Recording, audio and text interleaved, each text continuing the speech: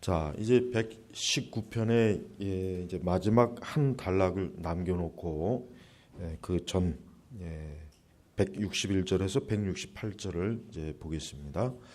자, 여기서 이제 우리가 시편을 119편을 전반적으로 보면은 우리가 알 수 있는 게 뭐냐면, 우선 이 시편 119편의 저자는 왜 이 시편 119편을 지었을까? 그 이유가 뭡니까?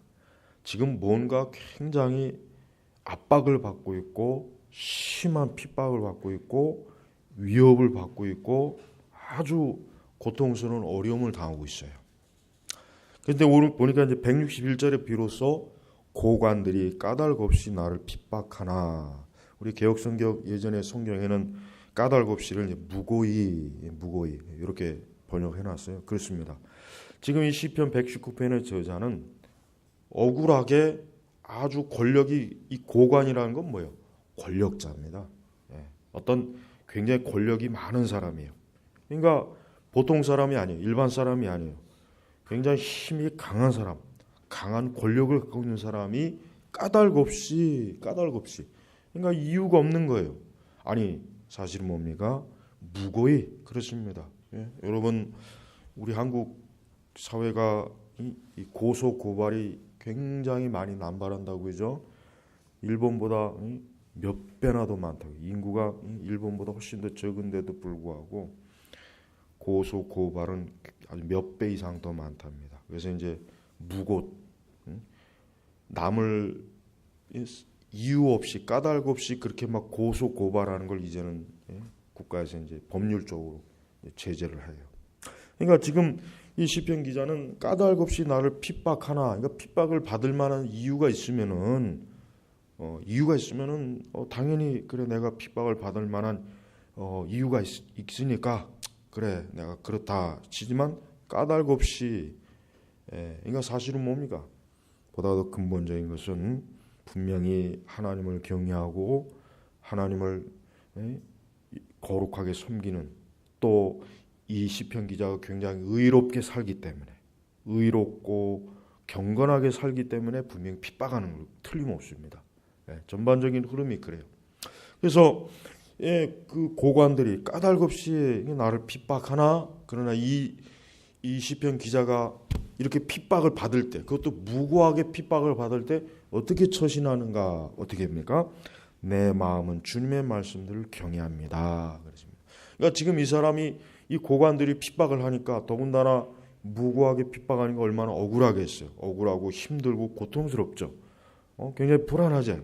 그런데 이러한 핍박을 받을 때, 그러한 그에게 아주 여러 가지로 그를 괴롭힐 때 어떻게 해요? 이 사람은 내 마음은 주님의 말씀들을 경외합니다. 그러면서 많은 탈취물을 발견한 사람같이 나는 주님의 말씀들을 즐거워합니다. 그랬습니다. 그러니까 이 사람이 이런 핍박을 받을 때 오히려 이 사람은 어땠습니까? 그때 무엇을 통해서 이 핍박을 이겨내느냐? 무엇을 통해서 이 무고한 이 모함과 위협을 이겨내느냐? 하나님의 말씀이에요. 하나님의 말씀. 그것도 그냥이 아닙니다. 많은 탈취물을 발견한 사람같이. 자, 여기서 탈취물은 뭘 얘기하냐면은 전리품을 얘기하는 겁니다. 그러니까 여러분, 옛날에는 이제 전쟁을 하게 되면 어때요? 옛날에 이제 전쟁을 하게 되면 이긴 자가 다 가져가는 거예요. 그죠? 오늘날도 현대 전쟁을 할 때 이긴 그 전쟁에 지면 어떻게 뭐가 있냐면 전쟁 배상금을 물어야 돼요. 배상금 물어야 된다고요. 그 배상금이라 엄청나죠. 그러니까 전쟁에서 지면은 아주 정말 큰일 나는 거예요.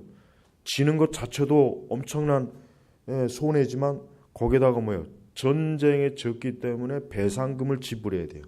근데 옛날에는 어떻게 합니까? 전리품이 있어요. 사람이든 금은 보석, 하여튼 이긴 국가, 이긴 그 나라, 이긴 팀이 어떻게 합니까? 전쟁에서 싹 쓸어가는 거예요. 다 쓸어가는 거예요. 그래서 그 전리품을 한 곳에다 모아놓고 어때요? 이제 장군, 왕이나 장군 그 순서대로. 근데 전리품이 많으면 많을수록 어때요? 그 병사들에게 또 어디요? 갈 것이 많단 말이에요. 그러니까 이 전쟁을 하는 군사들에게는 전쟁을 하고 나서 그 전리품이 제일 마음에 그냥 막 갈급해하는 거예요. 이 전쟁에서 이겼으니까 얼마만큼 그 전리품이 내 손에 들어올까? 뭐 그냥 엄청나게 그 전쟁을 통해서 어때요? 뭐 금이든 은이든 보석이든 사람도 노예를 삼아가지고 그 노예를 팔아먹으면 돈이 되거든요. 그러니까 그 전리품이 이 전쟁하는 병사들에게 군사들에게는 뭐 막대한 보물이 되는 거예요. 그러니까 엄청나게 전리품이 많으면 많을수록 싸움 보람이 있잖아요. 기쁨이 있는 거예요. 부자가 되는 거예요. 전쟁을 해서 바로 그거예요. 지금 이 시편 기자는요, 하나님의 말씀을 지금 뭐요? 마치 전쟁에서 이긴 군사가 엄청나게 많은 전리품을 얻은 것 같이 그 말씀을 어때요? 보물로 여기는 거예요. 보물로. 우리가 하나님의 말씀을 이와 같은 그 참 마음으로 우리가 말씀을 어떻게 합니까? 나는 주님의 말씀을 즐거워합니다. 여러분 한번 딱 비교를 해봐요. 여러분이 보통 일반적으로 사람들은 많은 돈이 자기에 올 때를 좋아해요. 기뻐요. 금과 은과 보석이 뭐 그거 싫어할 사람이 누가 있어요? 다 좋아해요. 본성적으로 다 좋아하게 돼 있어요. 뭐 황금 보기를 돌같이 하라. 그거는 그냥 역사 속에서 듣기 좋은 말이에요. 무슨 황금 보기를 돌같이 해요. 황금은 황금이지. 보석은 보석이고. 그런 멋있는 말은 그건 함부로 쓰는 게 아니에요. 그건 우리 같은 사람이 쓸 필요 없고, 많은 뭔가를 보화와 보물을 보는 사람들은 막 그냥 입이 이만큼 찢어지죠. 찢어지는 그거예요. 하나님의 말씀을 놓고서 어때요? 마치 그냥 보물이나 보화를 얻은 것처럼 막 기뻐하고 즐거워하는 거예요. 그러니까 지금 이 사람은 자기를 핍박하고 무고히 모함하는 사람에게는 신경도 안 써요. 너희들은 뭐 그러든지 말든지 그것들은 하나님의 손에 있다. 나는 오직 뭐예요? 나는 오직 하나님의 말씀 이 자체. 내가 지금 힘들고 고통스럽고 괴롭지만 이 말씀이 뭐예요? 나를 위로하고 나에게 소망을 주고 나에게 기쁨을 주는 거예요. 그래서 여러분, 우리 성도들은 마음이 힘들고 고통스러울 때 어떻게 합니까? 세상 사람들은 마음이 힘들고 고통스러울 때 술을 먹죠. 또 극단적으로 자살도 합니다. 좋은 방식으로 해결하기보다는 자기에게 해를 주는 방식으로 어떤 해결책을 찾아요. 그게 얼마나 큰 죄와 비극, 비참을 많이 일으키잖아요. 그렇죠? 경제적으로 고통스럽다고 해서 자녀들까지 그냥 싹 데리고 자살하는 사람들도 많이 있고, 그러나 여러분, 이 사람은 어떻습니까? 그게 아니에요.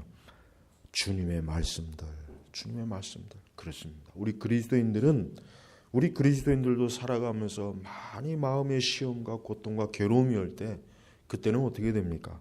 하나님의 말씀을 읽고 그 말씀을 통해서 위로받고 그 살아계신 하나님의 말씀을 통해서 어때요? 힘을 얻고 용기를 얻는 거예요.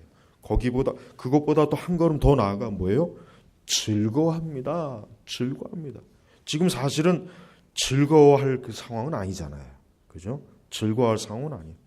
그 포악하고 엄청난 권력을 가진 자가 괴롭히니 언제 무슨 일을 당할지 모르는 거예요. 언제 어떻게 생명이 잃을지 모르는 상황이에요. 근데 오히려 이 사람은 뭡니까? 즐거워하는 거예요. 그러니까 이 정도까지의 하나님의 말씀을 신뢰할 수 있는 믿음이 있다는 게 얼마나 큰 믿음이지 않습니까? 얼마나 온전한 믿음이지 않겠어요? 우리 성도들에게는 이 하나님 말씀이 사실 즐거움이 돼야 돼요. 이 하나님 말씀이 즐거움이 될 때 사실 우리 성도들에게 솔직한 얘기로 정말 하나님을 경외하고 천국을 사모하는 사람은 엄밀히 얘기하면 이 세상에 다른 즐거움은 사실 없습니다. 그냥 소소한 즐거움은 있겠죠. 그렇다고 해서 또 불신앙처럼 육적 즐거움을 찾겠어요? 진정한 성도가 거듭난 정말 살아있는 그 성도가 육적 즐거움을 찾겠습니까? 그렇진 않을 거란 말이에요. 그러면 진짜 즐거움이 뭐겠습니까? 영적 즐거움이죠. 그럼 그 중에서도 영적 즐거움이 많이 있을 거예요. 예배의 즐거움, 기도의 즐거움. 근데 그 중에서도 뭡니까? 또 하나님의 말씀에 대한 즐거움. 말씀을 읽고 또 말씀을 또 연구하고 또 자기 나름대로 하나님 말씀을 또 더 깊이 한번 살펴보고 그냥 단순히 읽고 끝나는 것이 아니라 듣고 끝나는 것이 아니라 그 하나님의 말씀이 무엇을 말씀하시는가 마치 뭡니까? 하나님의 말씀을 마치 벌이 꿀을 찾듯이 그렇게 이 말씀을 즐거워하는 것 사실 이게 성도의 즐거움이란 말이에요. 우리 모든 그리스도인들이 만약에 이러한 즐거움이 있다면 이러한 즐거움에 이러한 말씀에 대한 즐거움이 있다면은 우리는 지금 현재 이렇게 각박하고 참 혼란스럽고 이 세상 전체가 모든 분야에서 예측할 수 없는 세상 앞으로 어떻게 될지 수많은 곳에서 좋은 소식보다 항상 나쁜 소식, 해로운 소식, 두려운 소식, 전쟁과 난리의 소문들, 흉악한 소식, 흉한 소식 항상 이런 소식들만 들리잖아요. 그런 가운데서 우리가 살아가는 데 있어서 뭡니까? 하나님의 말씀은 우리 성도들에게 진정한 즐거움과 기쁨이 되는 거예요. 그러니까 성도들은 자신의 마음이 어떤 일로 인해서 내 마음이 어떠한 일로 인해서 기쁨이 없고 즐거움이 사라졌을 때는 어떻게 합니까? 이 시편 기자처럼 어때요? 주님의 말씀을 어때요? 먹는 거예요. 하나님의 말씀을 먹는 거예요. 이 말씀은 신령한 양식이거든요. 광야에서 이스라엘 백성들이 만나를 먹은 건 영적으로 뭡니까? 하나님의 말씀을 먹은 거예요. 마찬가지입니다. 우리 성도들의 영혼은 그 영혼이 진짜 살아있다면 그 영혼이 참으로 예수 그리스도의 피로 살아서 생명력 있는 살아있는 영혼, 죽은 영혼이 아니라면 그 영혼은 하나님의 말씀을 반드시 먹습니다. 그 하나님 말씀을 먹고 그 영은 힘을 얻고 그 영혼은 기쁨을 얻고 즐거움을 얻을 수 있을 겁니다.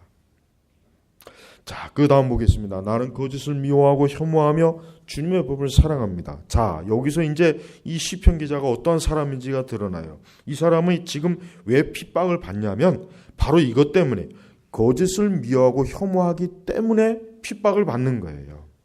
이 사람이 나쁜 짓을 했거나 불의한 일을 했거나 불경건하거나 정말 어떤 악을 행해서 핍박을 받는 게 아니라 어때요?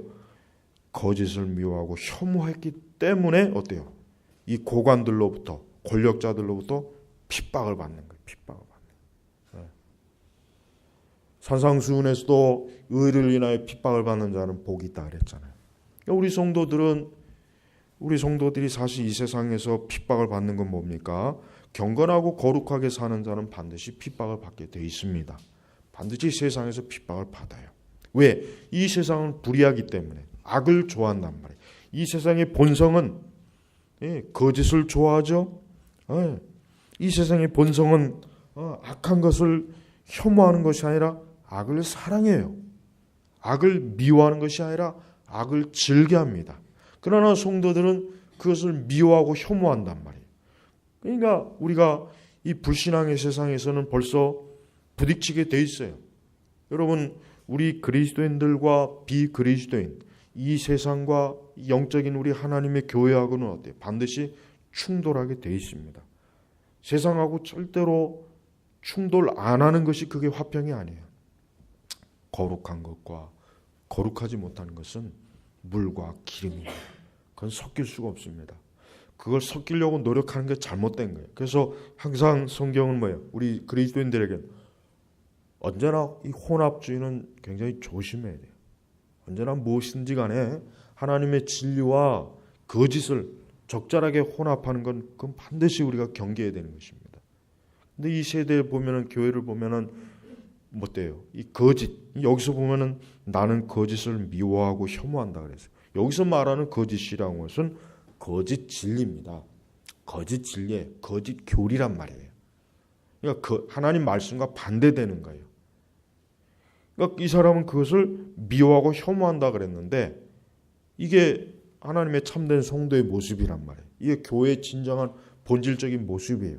근데 거꾸로 우리가 그런 거짓을 미워하지 않고 혐오하지 않고 그것을 그냥 적절하게 우리 받아들이자. 우리 좀 섞자. 서로 화해하자.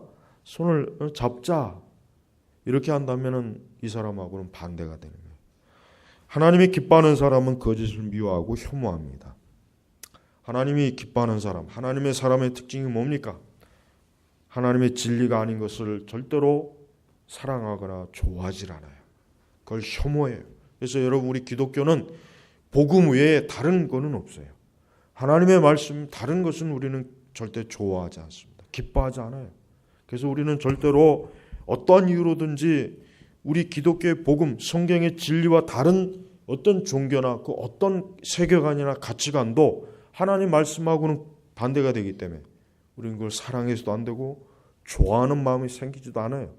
좋아하는 마음 자체가 생기지 않는다. 근데 그걸 좋아하는 사람들, 그걸 기뻐하는 사람들이 이해할 수가 없어요. 그렇죠? 그러니까 그들은 실제로 그들의 정체가 무엇인지 드러나는 거예요. 그들은 뭐예요? 악의 사람이고 거짓의 사람이기 때문에 그걸 좋아하는 거예요. 진짜 하나님의 진리의 사람은 어떤 이유로든지 거짓을 좋아하지 않습니다. 그걸 혐오하게 돼 있어요. 그걸 절대 사랑할 수가 없습니다. 그래서 이 사람은 지금 바로 자기가 왜 핍박을 받는지를 지금 드러내는 거예요. 내가 거짓을 미워하고 혐오하니까 사실은 내가 핍박을 받. 그러나 나는 뭡니까? 그래도 나는 주님의 법을 사랑하는 거예요. 그래도 나는 주님의 법을, 나는 그래도 하나님의 교리와 하나님의 말씀을 사랑합니다. 내가 비록 이러한 것 때문에 핍박을 받고 혹 무고히 내가 해를 당한다 할지라도 그래도 나는 하나님의 법을 사랑합니다. 그러면서 주님의 의로운 법규들로 인하여 내가 하루에 7번씩 주님을 찬양합니다. 여기서 하루에 7번씩, 이 전통적으로 유대인들은, 이 고대 유대인들은 십계명을 하루에 3번인가 그렇게 그 십계명을 외우면서 십계명 외우기 전, 외운 후 한 번씩 찬양하고, 그 다음에 마지막 저녁에 자기 전에 한 번씩 찬양하고, 그래가지고 총 하루에 7번씩 이제 찬양을 한다고 하더라고요. 율법, 고대 유대인들이, 율법 교사들이. 근데 이제 학자들은 이제 이 하루에 7번씩 찬양하는 이것을 진짜 실제 문자적으로 7번씩을 보느냐, 아니면은 7이란 숫자가 성경적에서 뭡니까? 완전수거든요. 완전수라면. 그러니까 이 사람은 뭐야? 하루 종일 하나님을 찬양하는 마음이 가득한 거예요. 그러니까 딱 7번 찬양했으니까 오늘은 정량 끝. 이게 아니라 뭐예요? 이 사람의 마음은 아침부터 저녁까지 그 하나님을 찬양하는 마음. 어떻게 해요? 하나님의 말씀을 통해서 하나님을 찬양하는 마음이 가득한 거예요. 그래서 여기서 이제 7번씩. 모르죠. 또 사실 뭐 실제로 그 전통 율법사들처럼 7번씩 찬양할 수도 있고, 어쨌든 중요한 것은 뭐 영적인 의미는 뭡니까? 하나님을 하루 종일 찬양하는 마음이 가득한 거예요. 하나님을 종일 찬양하는 거예요. 종일.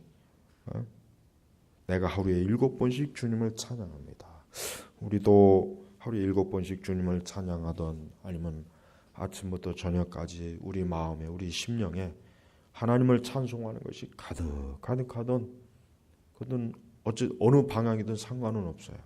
중요한 건 참된 성도는 그 중심에 뭐야? 하나님을 찬양하는 마음이 넘치는 거죠. 넘치는 거예요. 찬양을 드리고 싶을 때만 드리는 것이 아니라 찬양을 드릴 수 없을 때도 이 하나님을 찬양하는 것. 이게 참 사실은 진정한 찬양이죠. 바울이 그 감옥에 갇혔을 때 하나님을 찬양했죠. 그때 하나님의 놀라운 역사가 있지 않았습니까? 그렇습니다. 우리가 이렇게 이 어두운 세상, 영적으로 어두운 우리가 이 광야, 이 애굽의 세상에 살아갈 때는 어때요? 하나님을 찬양하는 게 우리의 힘이에요. 우리의 찬양은 또한 거룩하고 경건한 찬양이어야 돼요. 그 찬양을 더럽히는 무리들이, 이 마귀는요, 이 마귀의 속성을 가만히 보면은 특징이 있습니다. 하나님의 것을 더럽히는 게 마귀가 하는 일이에요. 아주 전형적이에요. 대표적으로 하나님이 창조한 사람을 그 꼬드겨 가지고 선악과를 먹게 해가지고 그 사람을 타락하게 만들잖아요. 아니 모든 피조물 중에서 하나님이 진짜 정말 온 지혜를 다하시고 능력을 다하시고 하나님의 형상을 보여줘서 그 사람을 위해서 에덴 동산이라고 하는 그 아름다운 곳에 모든 걸 다 갖춰놓고 사람을 딱 지어갖고 거기서 딱 놨더니만 이 뱀이 어느새 또 틈을 타갖고 그 사람을 타락을 시키잖아요.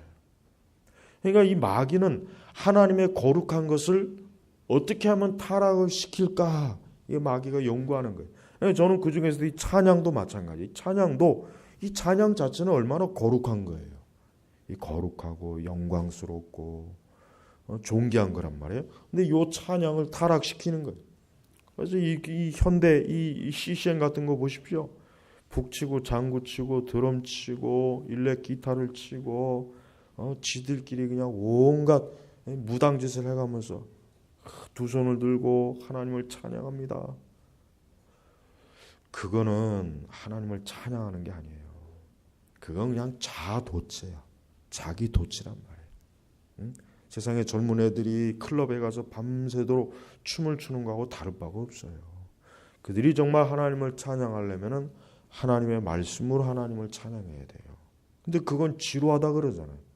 여러분, 물론 인간이 음악에 어떤 감각의 기능이 있어요. 하나님이 주신 거예요. 그래서 우리는 좋은 음악과 나쁜 음악을 인간은 구분을 합니다. 근데 특별히 우리 교회는, 기독교는 먼저 이것부터 가르쳐야 돼요. 우리는 하나님을 찬양하는 데 있어서 그것이 어떤 그 음악이 내 감정과 기분에 좋으냐 나쁘냐를 따지면 안 돼요. 제일 먼저 뭡니까? 그 하나님을 찬양하는데 어떠한 방식으로 어떠한 내용으로 하나님을 찬양하는 게 이걸 굉장히 중요하게 하게 된단 말이에요. 우리가 거룩한 시편의 말씀으로 하나님을 영광스럽게 찬양할 때 하나님은 당연히 영광을 받으실 거예요. 기뻐하실 거예요. 물론 우리의 마음의 중심이 하나님을 경외하는 마음이 이제 있어야죠. 그냥 뭐 입으로만 찬양하면 안 되겠죠. 아무리 시편 찬송가라도. 우리는 먼저 그게 중요한 것이란 말이에요. 근데 지금 우리가 사는 세대에는 그것보다는 뭡니까? 사람들의 감정에 어떠한 악기를 써서 어떠한 분위기를 내고 어떻게 사람들의 마음을 막 그냥 악기로 흔들고 뒤집어 엎고 뭔가 이 감정을 막 어때요? 막 뛰게 만들어서 흥분하게 만들어서 그런 가운데서 어떤 집중된 몰입, 그걸 통해서 뭔가 찬양을 한다. 굉장히 말은 좋은데 그러나 실제로 뭡니까? 그러한 찬양의 열매가 과연 어떠한 열매로 나타나느냐. 그들이 그 찬양을 통해서 더 하나님께 기도하고 더 하나님 말씀을 더 잘 알고 그 말씀에 더 잘 순종하고 더 하나님을 아는 지식이 더 많아지는 열매가 생기느냐. 그렇지 않으면 그냥 단순히 그 순간을 통해서 그저 내 감정을 그저 해소하고 스트레스를 해소하고 내 기분을 해소하고 그것으로 그냥 끝나고 마느냐. 그거란 말이에요. 결국은 그게 중요한 거예요. 그래서 우리는 찬양을 해도 하나님이 기뻐하는 거룩한 찬양으로 찬양하는 게 그게 더 좋은 거예요. 그게 더 좋은 거란 말이에요. 그게 CCM이나 복음성가보다 아니면 일반 옛날 구찬송가보다 더 좋은 거란 말이에요. 더 좋은 거. 우리는 하나님 앞에 최고의 것을 드려야 돼요. 가장 좋은 것을 하나님께 드려야 돼요. 예배는 당연히 하나님이 가장 영광을 받으실 만한 그런 예배로 우리는 드려야 돼요. 근데 그런 마음보다는 어떻게 하면 사람들이 그 예배 시간을 즐길 수 있을까? 어떻게 하면 사람들이 지루하지 않게 찬송을 할 수 있을까? 여기에다 초점을 맞추게 되니까 어때요? 그러니까 당연히 찬송이나 이 찬양 부분이 어때요? 이 세속 음악하고 구분이 안 되는. 지금은 뭐 완전히 그게 찬양이라고 할 수 없어요. 여러분, 여기 시편 기자의 찬양은 오늘날 그 흔한 그 잡동사니 쓰레기 같은 CCM이나 신세 한탄하는 특히 복음성가들, 아주 우리 한국식 복음성가, 그걸 듣고 있으면 처량해져요. 그냥 처량해지고 술을 먹고 싶고 어디 가서 자살하고 싶어. 어디 그냥 높은 건물에서 떨어지고 싶어. 나는 아주 이 CCM보다 더 내가 싫어하는 게 뭐냐면 이 전형적 한국식 복음성가들. 아주 들으면은 이게 도대체 마음이 뭔가 이게 참 기쁨이나 이 거룩한 감 이거보다는 아주 처량한 생각이 들고 한이 맺히는 것 같고 나는 아주 그게 정말 싫습니다. 그걸 들으니 차라리 CCM이 더 나아요. 그건 그래도 어쨌든 그냥 마음이 막 뛰기라도 하잖아요. 물론 좋은 건 아니겠지만. 근데 이 사람의 기분을 그냥 아주 뭔가 모르게 아주 묘하게 우울하게 만들고 처량하게 만들고 한이 맺히게 만들고 뭔가 그런 게 있어요. 그런 아주 전형적인 우리 한국식 복음성가들. 아주 그건 교회에서 아주 싹 없애버렸으면 좋겠다고 하죠. 우리가 하나님을 찬양할 땐 나를 찬양하는 것이 아니라 우리가 하나님을 찬양하는 거예요. 그 찬송이나 그걸 통해서 나를 찬양하는 게 아니죠. 나를 찬양하거나 나를 위로하는 게 아니죠. 하나님의 영광스러움을 찬양하는 거예요. 찬송가 1장 옛날 부찬송가 보면은 1장 1절 같은 거. 성부 성자 성령 오직 찬송. 사실 그런 찬송가예요. 그런 찬송. 그 정도만 돼도 얼마나 좋습니까? 영광송 그런 것들. 그게 진짜 그게 사실은 찬송가의 어떻게 보면 표준일 수 있는데 그런 찬송가가 아닐 바에는 부르지 말고 영광스러운 시편 찬송가로 하나님을 찬양하는 게 가장 좋습니다. 그리고 말이 나왔으니까 여러분 유대인들의 찬양을 한번 언제 기회가 있으면 유대인들의 찬양은 보면은 그 학교 다닐 때 히브리어 그 시간에 그 유대인 전통 랍비들이 이렇게 찬양하는 걸 녹음한 걸 들어봤는데 정말 그런 식으로 찬양하라면 못하게 듣겠을 것 같아요. 그냥 웅얼웅얼 이 시편 말씀으로 하더라고요. 그 반주도 없어요. 그렇죠? 없죠. 아예 없죠. 그냥 말씀 이 시편 히브리어를 가지고 이렇게 웅얼웅얼 하는데 그거 배우려면은 진짜 참 힘들겠어요. 거기에 비하면 우리 시편 칼빈의 시편 찬송가는 진짜 화려한 거예요. 이 시편 찬송가를 지루하다고 생각하는 사람들 유대 랍비들의 그 시편 찬송가 그걸 한번 들어봐야 돼. 그래야 정신을 차리지. 지금 여기서 이 찬송은 시편 랍비 찬송입니다. 랍비 찬송이란 말이에요. 지금. 자, 165절 나옵니다. 주님의 법을 사랑하는 사람에게는 큰 평안이 있으니 그들에게는 장애물이 없습니다. 그래요.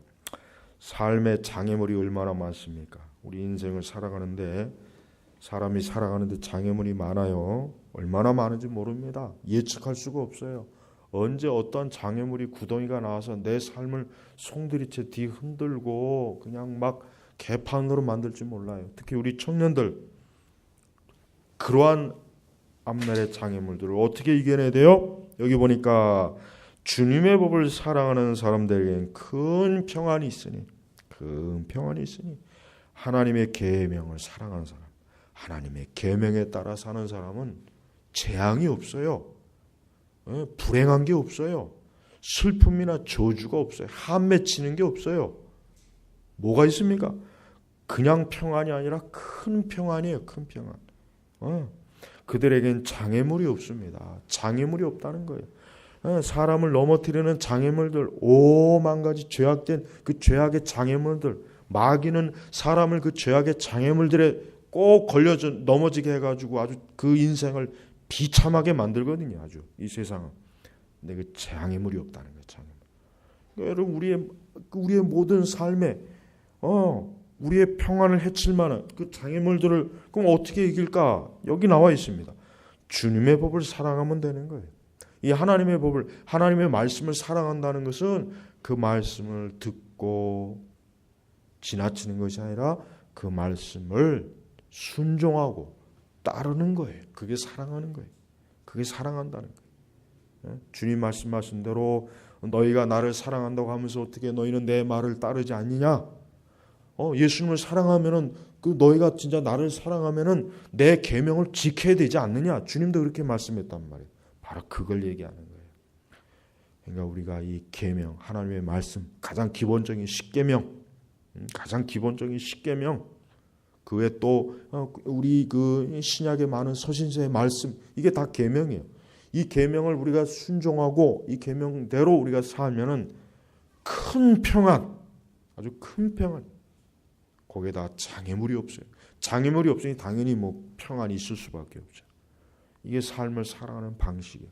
오늘날 많은 사람들이 어떻게 하면 인간의 삶을 좀 제대로 살아볼까 해서 인문학에 많은 도움을 청해요.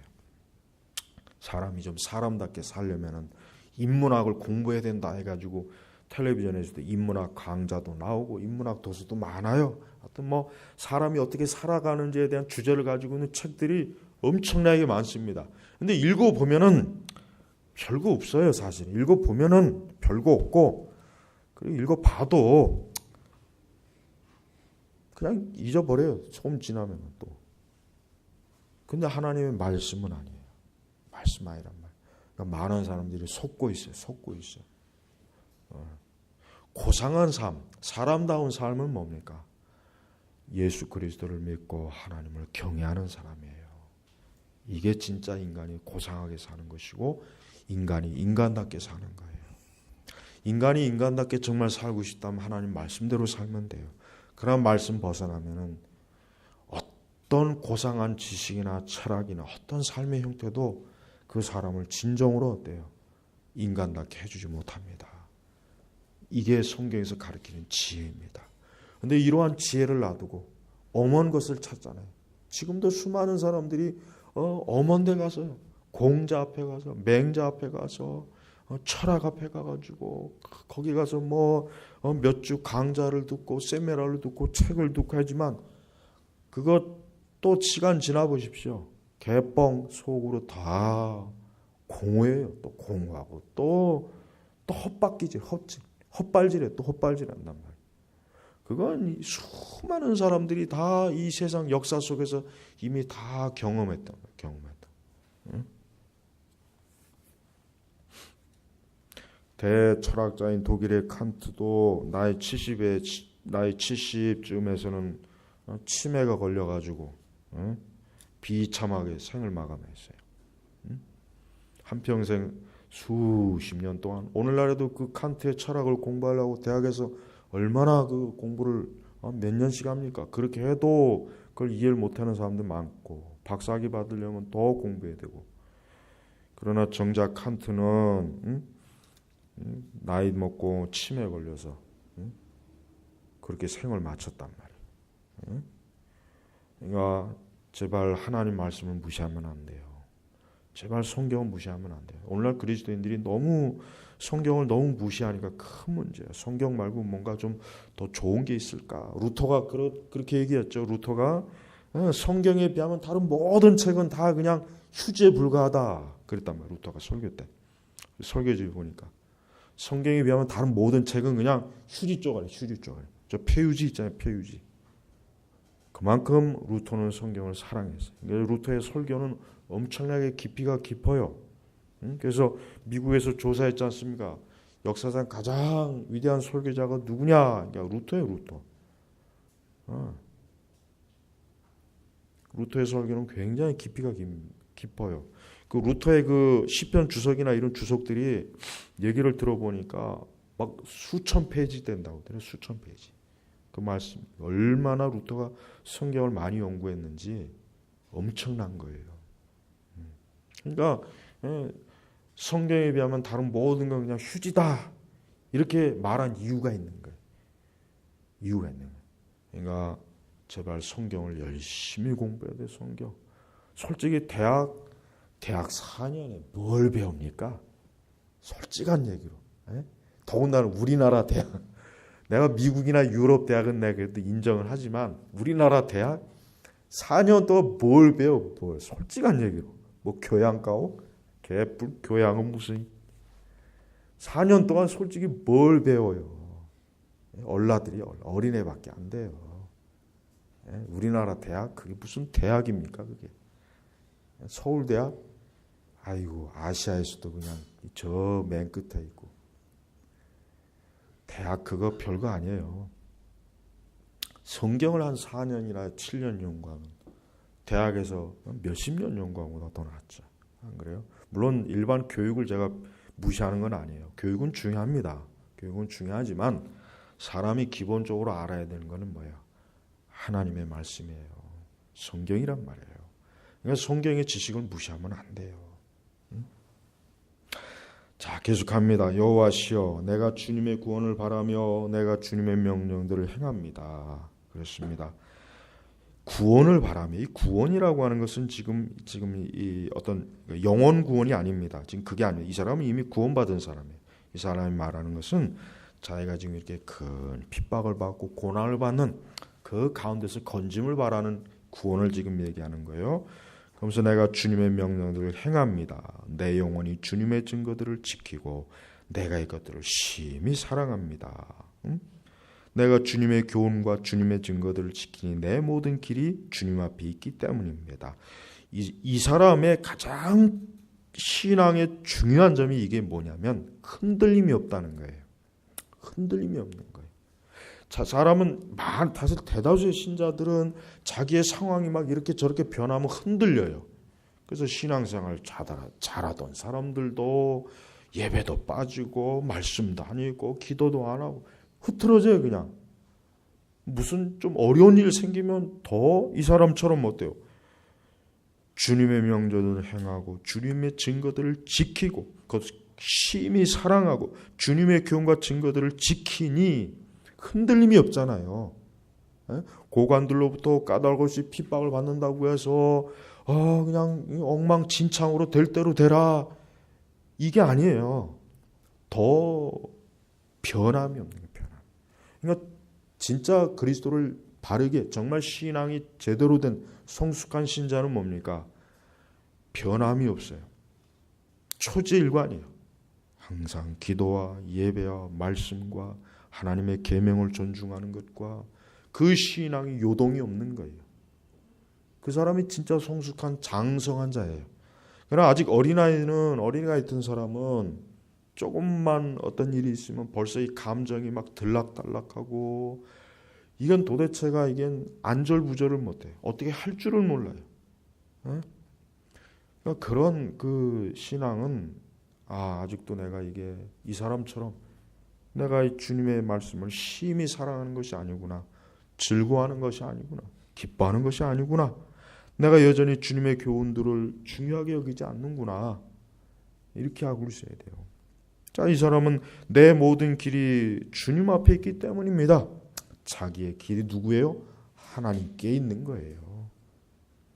자기의 가는 길을 하나님이 지금 굳게 붙잡고 있고 보호하고 있고 인도함이 있기 때문에 지금 이 사람 나는 길을 잃을 염려가 없다, 이거예요. 지금 이 얘기하는 거예요. 나는 길을 잃을 염려가 없다. 나 모든 내 가는 길을 주님이 인도하시고 주께서 이끄시기 때문에 나는 길을 잃을 염려가 없다, 이거예요. 얼마나 확신에 찬 믿음의 고백이잖아요.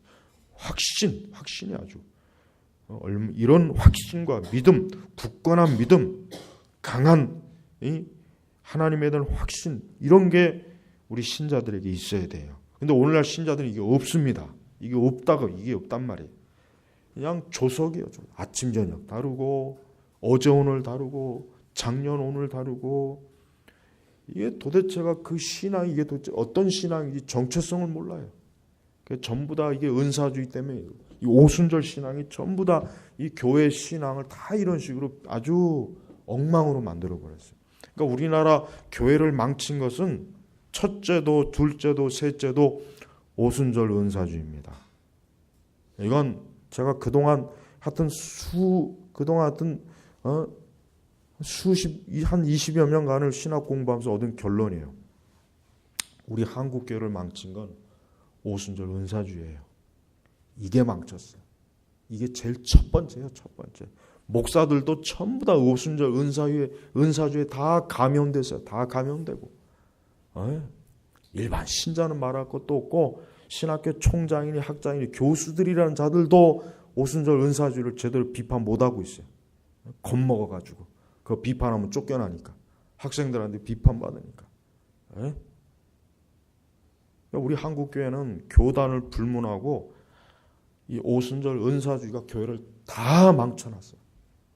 목사들도 망쳐놓고 신학생들도 망쳐놓고 기독교 기관들도 망쳐놓고 하여튼 은사주의는 이 사단의 가장 이 걸작품이에요. 첨단 무기예요. 20세기 기독교를 개신교를 파괴시킨 아주 1등 무기는 오순절 은사주의입니다. 그래서 오순절 은사주의 2단이에요. 2단. 그것들을 정통 신앙으로 알고 있는 그 어리석은 거의 아마 우리 교회 빼고는 다 그렇게 알고 있을 것 같은데 내가 볼 때는 오순절 은사주의를 문제점을 얘기하는 사람들도 그걸 2단이라고는 얘기는 안 해요. 그렇게까지는 얘기는 안 하거든. 근데 오순절 은사주의는 2단입니다. 그건 2단이에요. 그건 명명백백한 거예요. 그건. 그것 때문에 교회가 이 모양 이 꼴이 되고 그 우리나라 그나마 그래도 좋은 신앙이 그것 때문에 다 이렇게 개판이 돼버렸어요. 여러분 우리는 진리 말씀 그러는데 오순절 은사주의가 말하는 말씀의 진리는 성경의 말씀과 진리가 아니라는 것을 꼭 전제로 우리는 명확하게 이해해야 됩니다. 오직 종교개혁주의자들이 루터와 칼빈과 그 외 여러 귀한 종교개혁주의자들이 우리에게 준 그 사도들의 진리 그리고 청교도들이 소유하였던 그 진리 정통 복음주의자들이 가지고 있던 그 진리 개혁주의자가 가지고 있는 진리 그게 우리의 진리란 말이에요. 그게 성경의 진리라고요. 그런데 그 20세기 올라와서 이 은사주의자들 그 다음에 신복음주의자들 요거 2단이에요. 요거 2단이란 말이에요. 분명히. 이게 지금 신천지나 무슨 뭐 안상응이니 무슨 뭐 여호와의 증인이니 몰멍거리 그거 똑같은 2단이에요. 똑같은 2단이라고. 근데 이거를 지금 뭐 그냥 온 교회가 다 감염이 돼버려 가지고 그걸 2단이라고 하면 오히려 이제 그게 2단이 돼버려요. 아마 만약에 예를 들면 기독교 방송이나 기독교 신문 이런 언론에 가가지고 오순절 은사주의 2단입니다. 그럼 그 사람 암살당합니다. 다음날 지도새도 모르게 암살당해요. 틀림없어. 아니면 사회적 매장을 당할까. 기독교 교회 완전 매장당할까. 매장당한단 말이에요. 지금 세상이 그렇게 됐어요. 지금. 하지만 하여튼 우리 선민교회나 우리 벤도 피리타는 초지일관 2단은 2단이라고 해야 돼요. 주님 오실 날이 언제인지 모르겠지만은 앞으로 100년이든 200년이든 은사주의 시대는 끝납니다. 은사주의도 하나의 역사의 퇴물이 될 거예요. 그땐 또 어떤 방식으로 교회가 또 이상하게 미칠지 모르겠지만은 은사주의는 반드시 만약에 교회가 이 역사 시대가 한 300년, 400년 간다고 치면은 앞으로 한 100년이나 200년 뒤에는 한때 오순절 은사주의라고 하는 사이비 이단 신앙이 교회를 갉아먹었다. 꼭 그렇게 평가될 날이 올 거란 말이에요. 근데 지금은 우리가 그 시대에 살고 있어요. 교회 2000년 역사를 보면은 한 시대에 막 뭐 대단했다고 하는 이단들 조금 지나면 다 밝혀졌단 말이에요. 그러니까 지금 우리는 이단의 홍수 가운데 있는 거예요. 그 중에서도 오순절 은사주의다. 나머지 신천지나 이런 것들은 피라미드래요. 이런 것들은 솔직히 피라미드밖에 안 돼. 은사주의 이단, 이것들이 이단, 이것들. 그러니까 우리는 선민교회 성도 여러분은 아주 이걸 분명하게 아셔야 됩니다. 이거 절대 이거는 타협의 여지가 있는 게 아니에요. 오늘 우리는 이 시편 기자의 영광스러운 소망, 이 말씀에 대한 이 굳건한 확신, 이 진리에 대한 변함없는 이 충성심, 우리가 이걸 꼭 우리의 믿음으로 그다음에 고스란히 우리가 받아야 됩니다. 기도하겠습니다. 하나님 아버지 감사합니다. 오늘도 시편 119편의 이 영광스러운 이 진리의 말씀을 통해서 우리의 영혼에 또 우리의 지성에 우리의 마음에 하나님의 이 거룩한 빛을 주시니 감사합니다. 어둠이 많고 또 오류와 거짓이 많은 이 세대에서 저희가 하나님 앞에 똑바로 정신 차리고 바르게 신앙생활할 수 있도록 저희의 길을 이끌어 주시옵소서. 그리하여 참된 신앙으로 온전히 굳게 하나님을 향하여 주의 나라를 향하여 걸어가게 하옵소서. 예수님의 이름으로 기도 올렸습니다. 아멘.